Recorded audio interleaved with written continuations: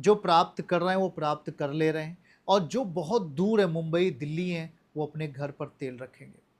तो प्रिय भाई बहनों, मैं कह रहा हूँ तेल के द्वारा ये प्रेयर होगी, पहली ऐसी प्रेयर होने वाली जो प्रभु ने अगुवाई किया है।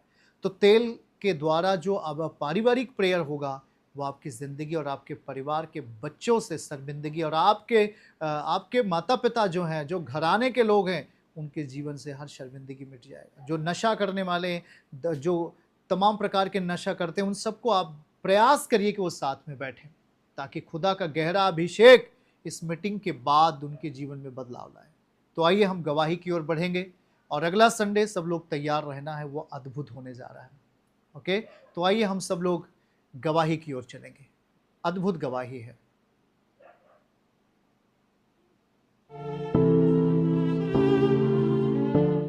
और आज हमारे साथ एक बहन है जिनको 9 साल के बाद संतान की प्राप्ति हुई है।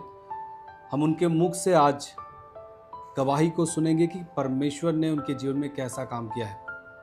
तो सबसे पहले हम जानना चाहेंगे कि आप अपना नाम बताएं और आप कहाँ के रहने वाली हैं। मेरा नाम सीमा है, मैं बहादुरपुर कुंडा प्रतापगढ़ की रहने वाली। कि आपके साथ कौन है? मेरी बेटी है और मेरे भाई। भाई का नाम क्या है? नीरज। क्या गवाही है, आप थोड़ा विस्तार से आप बताइए लोगों को। मेरे जीवन में संतान की प्राप्ति नहीं हो रही थी, तो मैं बहुत डॉक्टरों के पास गई और बहुत से तांत्रिकों के पास भी गई, पर मुझे कोई भी आराम नहीं मिला। आपकी शादी 2013 में हुई थी? जी भैया। उसके बाद आपके पास कोई संतान नहीं था? नहीं भैया। और आप संतान प्राप्त करने के लिए आपने कई डॉक्टरों को भी दिखाया? जी भैया। डॉक्टर क्या कहते थे आपको? डॉक्टर ये कहते थे कि पहले इलाज कराओ, फिर इलाज कराते थे, जितना कोर्स रहता था उतना हम कराते थे, और 1 महीना उससे ज़्यादा भी करा लेते थे जी। कोई भी आराम नहीं मिलता। जैसे एक डॉक्टर के पास आप गए, बच्चे की प्राप्ति नहीं हुई, तो आप दूसरे डॉक्टर के पास जाते थे। तो ऐसे करके आपने कितने डॉक्टर आपने चेंज किए थे लगभग? मैंने 10 डॉक्टरों के पास गए थे। 10 डॉक्टर आपने चेंज किया कि मुझे मेरे पास बेबी हो? जी भैया। ठीक है। और तांत्रिकों के पास भी आप गए थे? जी भैया। ठीक है। कितने तांत्रिकों के पास आप जा चुके थे? 5 डॉक्टर। अब जब इस बीच में आपके पास संतान नहीं थी, क्या सोचते थे आप, आपके पति, आप क्या सोचते थे जब आप अकेले रहते थे? सोचते थे कि दवा करा रहे हैं, अगर संतान होगा तो ठीक है, नहीं होगा तो भी ठीक है।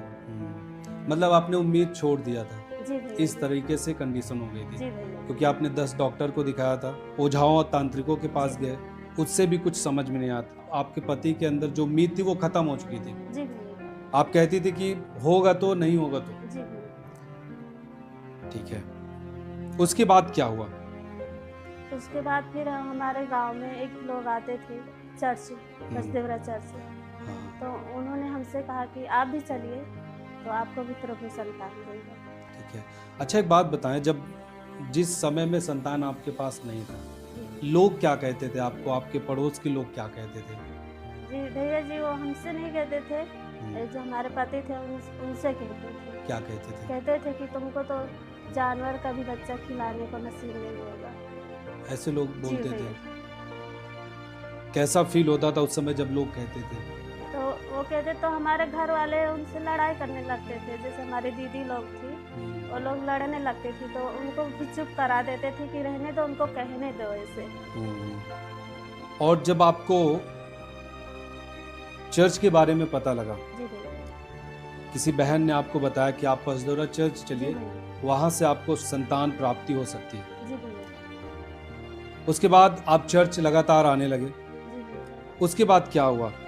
उसके बाद हम चर्च आते थे और हम हर हफ्ते में आते थे एक बार। आप हर हफ्ते चर्च आते थे और परमेश्वर के दास जो वचन देते थे आप सुनते थे? हम उसको सुनते थे और ग्रहण भी करते थे। प्रार्थनाओं को भी आप ग्रहण करते थे? आपने लिखा है स्वप्न में 3 बार परमेश्वर के दास मिले थे। क्या हुआ था? परमेश्वर के दास स्वप्न में क्या कहते थे आपसे? भैया जी, जब हम स्वप्न देखते थे रात में सोते समय, तो हमको पापा जी मिलते थे स्वप्न में। कहते थे बेटी तुम पहले बपतिस्मा लो, उसके बाद तुम्हारे लिए संतान आएगी। ये कितनी बार हुआ था? ये 3 बार हुआ। 3 बार परमेश्वर के दास आपको स्वप्न में मिले थे। जी उन्होंने कहा कि पहले आप बपतिस्मा लीजिए, जी उसके बाद आपको आपके जीवन में आश्चर्य कर्म होगा। जी तो आपने क्या किया फिर?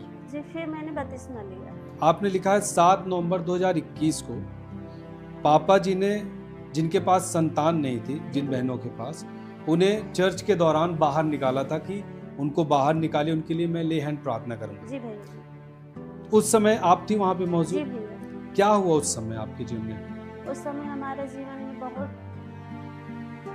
एकदम फीलिंग हो रही थी कि हमारे अंदर से कुछ निकल रहा है। और परमेश्वर के दास आपके ऊपर ले हैंड प्रार्थना भी जी किए थे भैया। उस समय।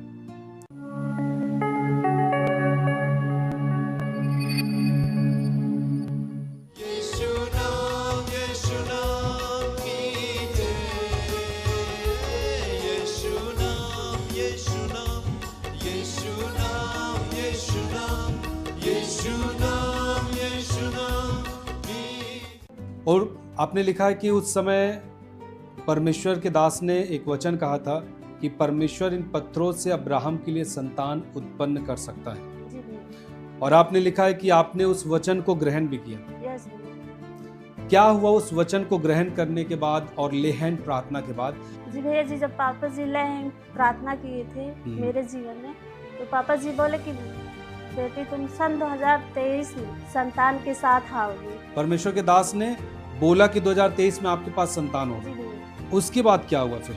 उसके बाद फिर मैंने प्रार्थना को ग्रहण किया और मैं प्रार्थना में हमेशा बनी रही, आती रही चर्च से, और उसके बाद मुझे संतान की प्राप्ति हुई। आपने लिखा है कुछ ही महीने के बाद जी आप गर्भवती हुई और आपको 9 जनवरी 2023 को परमेश्वर ने एक बेबी, गर्ल बेबी के साथ ब्लेस जी किया है और वो बच्ची आपके सामने है। करीबन 9 साल के बाद, 9 साल के बाद इस बहन को परमेश्वर ने एक बेबी के साथ ब्लेस किया और इसके लिए इन्होंने बहुत सारे डॉक्टरों के पास वो गए थे, तांत्रिकों को दिखाया था, जैसे लोग बोलते थे, जिस जगह जाने के लिए बोलते थे, ये सब कुछ करके इन्होंने देख लिया था। और इन्होंने बताया कि परिवार के आसपास के लोग बहुत सारी चीजों को बोलते थे, निगेटिव वर्ड्स। ये निराश भी हुए थे और इन्होंने बताया कि हमारे पास जो उम्मीद थी वो खत्म हो चुका था और हमने कहा भी संतान होगा तो, नहीं होगा तो ठीक है। लेकिन इन्होंने जब प्रभु को जाना और परमेश्वर के दास के द्वारा दिए गए वचनों को सुनना शुरू किया और ये चर्च में आते रहे, और एक दिन परमेश्वर के दास ने 7 नवंबर 2021 को, जिनके पास संतान नहीं थे, चर्च में से उन बहनों को बाहर निकाला गया कि उनके लिए ले हैंड प्रार्थना हो। उस दिन ये बहन भी उस बीच में थी और परमेश्वर के दास ने इनके लिए भी प्रार्थना किया और इनसे बोला, परमेश्वर के दास ने बोला कि आपके पास 2023 में संतान होगा। और ये बता रहे हैं कि कुछ ही महीने के बाद ये गर्भवती हुई और 9 जनवरी 2023 को परमेश्वर ने इन्हें बच्ची के साथ ब्लेस किया। सो सब जोर से ताली बजा के परमेश्वर की महिमा करें कि परमेश्वर ने किस तरीके से इस बहन के जीवन में काम किया है। तो आप थोड़ा हमें बताएं कि आपने संतान को प्राप्त किया, उसके बाद आप किस तरीके का अनुभव आपने प्राप्त किया, क्या आप कैसा महसूस करते हैं अभी? बहुत आनंद महसूस करते हैं। और आपके जो पति हैं वो भी बहुत खुश हैं आप पूरी तरीके से? परमेश्वर ने इसके बाद भी आपको एक बेबी और दिया। जी भैया जी। सो परमेश्वर ऐसे ही आश्चर्य कर्म करता है। याद रखें, आप जितने लोग हमारे साथ जुड़े हैं, यदि आप आज के इस कार्यक्रम को देख रहे हैं, यदि आपके पास संतान नहीं है, यीशु मसीह पे विश्वास करें, पसदेवरा चर्च आप आएँ। मीटिंग को अभी जो ऑनलाइन होता है, आप यूट्यूब, फेसबुक पर जाएं, पास्टर राम सेवक मिनिस्ट्रीज करके चैनल है हमारा, ऑफिशियल चैनल, वहाँ पे आप लाइव मीटिंग में जुड़ें। परमेश्वर आपके भी गर्भ को खोलेगा जिनके पास संतान नहीं है। परमेश्वर के लिए सब कुछ संभव है, वो आपके लिए काम कर सकता है। सो प्रभु पे विश्वास करें और अपने आश्चर्य कर्म को ग्रहण करें यीशु मसीह के नाम में। प्रभु आप सबको ब्लेस करें।